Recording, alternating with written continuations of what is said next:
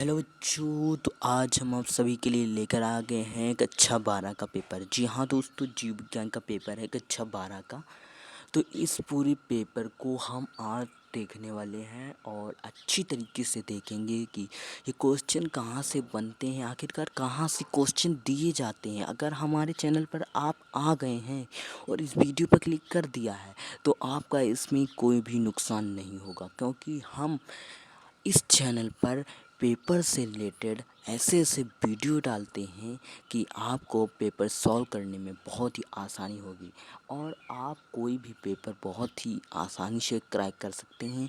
जैसे कि इंटर के जो भी पेपर होते हैं, जो भी 5 पेपर होते हैं, उनकी वीडियोस मैं इसी चैनल पर डालूँगा। और जो हर साल के पेपर होते हैं, मेरे पास में बहुत सारे पेपर हैं, सभी की वीडियो मैं आपको प्रोवाइड करा दूँगा, जिससे कि आपको आसानी होगा। आप देख सकते हैं कि पेपर आखिरकार कहाँ से बनता है। तो चलिए ये वीडियो आज की स्टार्ट करते हैं। आज की वीडियो है जीव विज्ञान के पेपर के ऊपर, जो कि 2025 में पूछे जाने वाले हैं। इसमें तो आपको सबसे पहले ये देखना है कि यहाँ पर जो पूर्णांक होता है वो 70 अंक का होता है और यहाँ पर समय जो आपको मिलते हैं 3 घंटे 15 मिनट मिलते हैं और 15 मिनट आपको पढ़ने के लिए दिए जाते हैं। अब चलिए नीचे बात करते हैं हम बहुविकल्पीय प्रश्न की।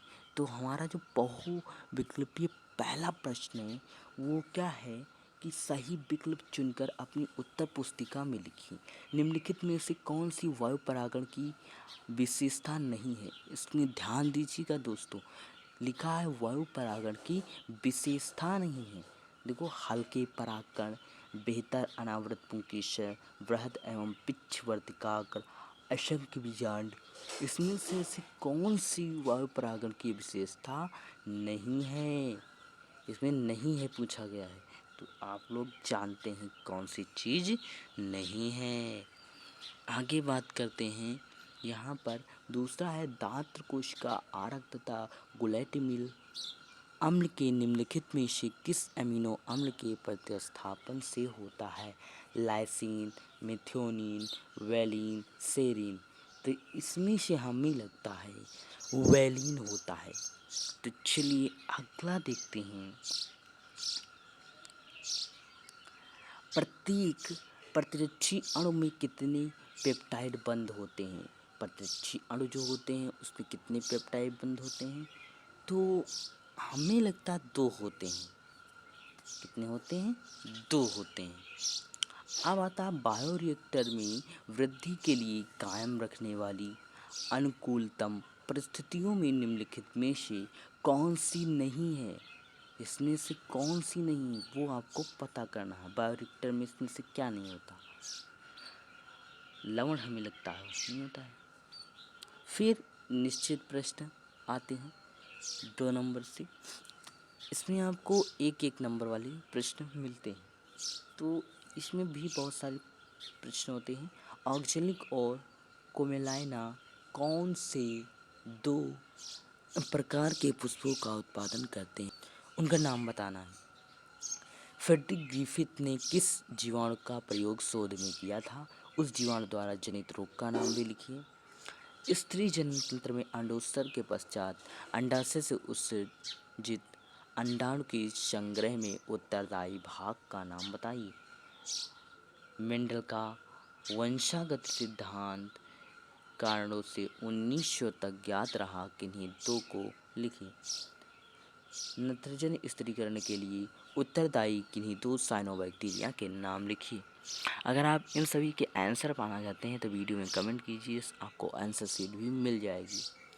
अति लघु उत्तरीय प्रश्न आते हैं 3 नंबर। मटर के लंबे पौधे के जीनोटाइप निर्धारण में किस प्रकार का संस्करण किया जाता है? व्याख्या कीजिए।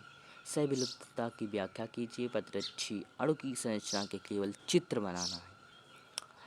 कैसा होता है चित्र, हम आपको थोड़ा सा बता देते हैं। कुछ इस तरीके से इसका चित्र होता है प्रतिरक्षी अणु का, तो आप लोग उसे बना सकते हैं। लेख परिचालिक ऑपेरान में जेड वाई जीन किस एंजाइम का कूट लेखन करते हैं? उसके कार्यों का भी उल्लेख कीजिए। जैविक कार्बनिक खेती पर टिप्पणी लिखिए। जैविक खेती क्या होती है याद कर लीजिएगा, बहुत इंपॉर्टेंट है। लघु उत्तरीय प्रश्न पर आते हैं।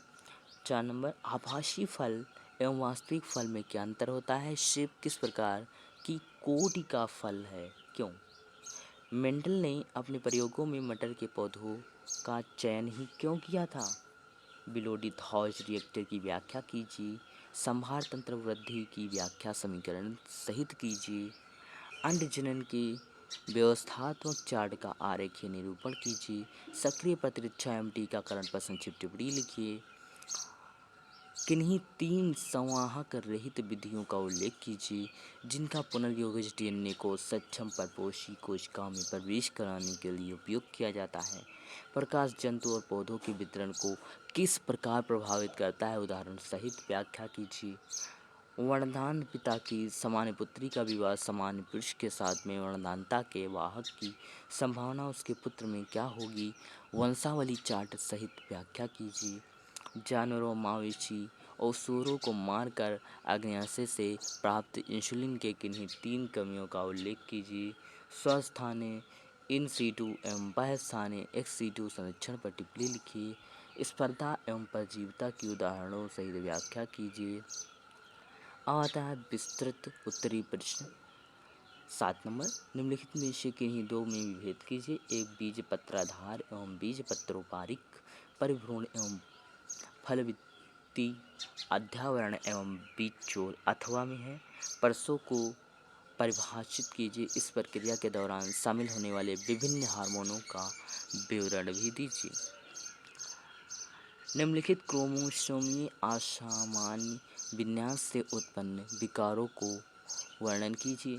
क्रोमोसोम 21 की त्रिशूलता, एक द्विसूत्रता, XXY अथवा आनुवंशिक कोड की प्रमुख विशेषताओं की व्याख्या कीजिए। निम्नलिखित में से किन्हीं 2 पर संक्षिप्त टिप्पणियाँ लिखिए। एडेनोसिन डायमिनेज की कमी से क्या होता है?